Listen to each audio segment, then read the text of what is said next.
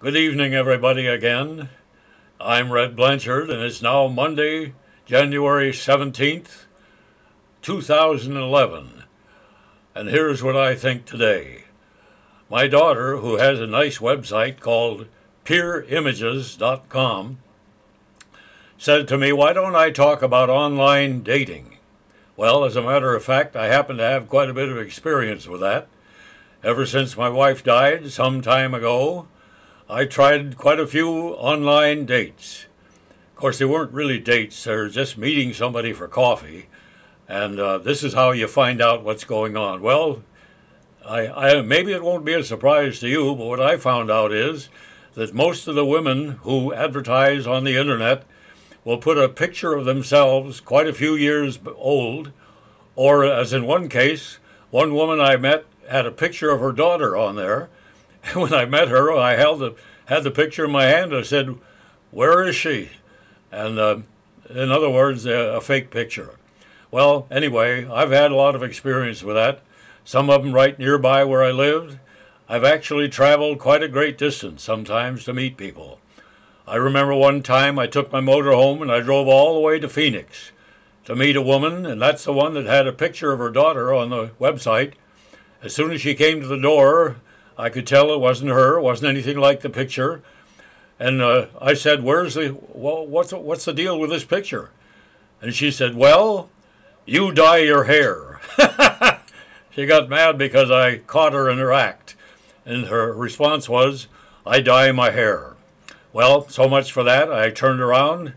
Believe it or not, I turned around and drove all the way back home from Phoenix. That was the end of that date. Another time, I went quite a distance further, all the way to Galveston, Texas. And when I met the girl there, again, she had sent in a picture of her years before, maybe 20 or 30 years before, looked totally different.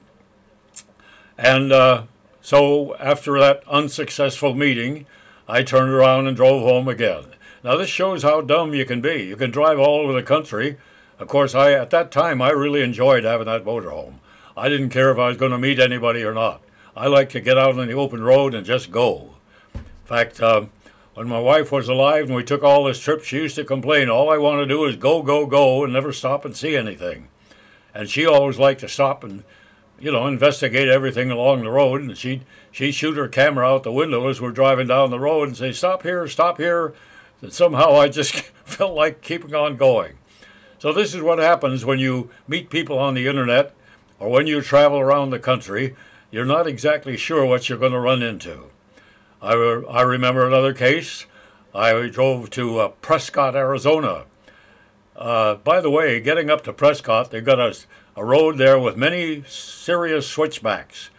And I happened to get up there at nighttime, and I'm going through all these switchbacks, and deer was running all over the street in front of me. It was kind of a dangerous drive, but I made it to Prescott. And again, a woman had misrepresented herself, and I talked to her for a while, and then it was time to say goodnight. So I left her at her house, and I went back to my motorhome and headed out for home. And I found out there's another street from Prescott that goes down to California, a nice straight road, which I didn't know about, but I found out on the way home I didn't have to go through all those switchbacks with all the deer in the road. So that was the end of Prescott, Arizona. I often wonder what happened to all these people that advertised on there with the wrong picture. Did they ever meet somebody that they really, fell for and they fell for them? I don't know. Sure never happened to me. Well, this is all leading up to the big one now. This is really big. You've probably heard too, about the Russian women that want to come to America and marry Americans. They want to get out of Russia the worst way. And so they will accept an older man just to move here, and they only have to stay with him 2 years, then they get the green card, and they can dump him if they want. So anyway, I met online. Well, actually what happened, there was an advertisement in the Los Angeles Times, Russian women want to meet American men. And for $10, they would send you the mailing address of a Russian woman. So this was all handled by regular mail back then. And I sent this woman a letter, and she sent me back another one. And then the next thing we did was talk on the phone. Well, turned out she didn't know any English. So I wasn't going to let that stop me. She did look just like her picture when I finally met her, but here's the deal. Uh, she would call me up, and I had this Russian woman friend of mine would go on with a three-way. And the Russian woman would talk Russian to the girl in Russia. And the Russian woman, by the way, lived in Sedona, Arizona.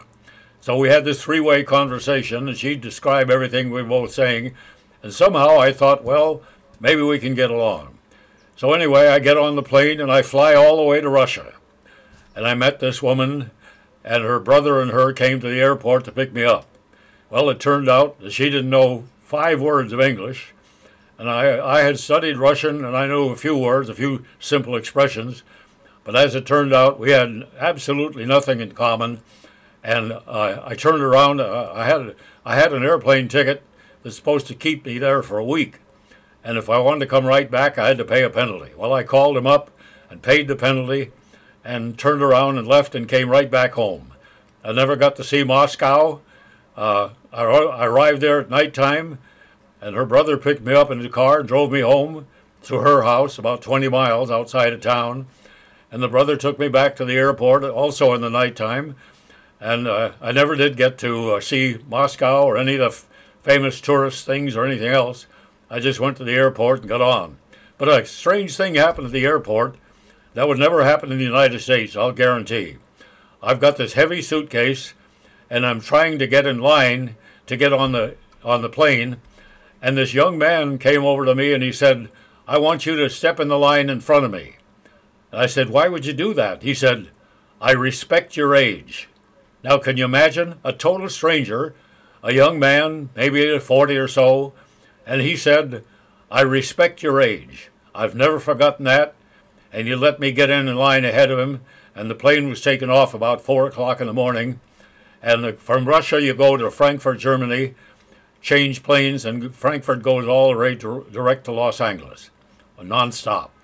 So anyway, the highlight of my trip was that meeting that guy, and he told me, "I respect your age." It makes me break up thinking about it. How could anybody be so considerate? Anyway, that was the end of my travels to meet other women, and I decided that I'm going to forget about it. Well, then I got back home, and a few years later, up comes this website called plentyoffish.com, meaning there's plenty of fish in the sea, I suppose, and it's an absolutely free dating site. Most of them want money to introduce you to people, but there are plenty of fish. You can contact people, talk to them on the phone, whatever you want. And quite a few people on there sent me their picture and everything, and I met a few for coffee, but nothing came of that either.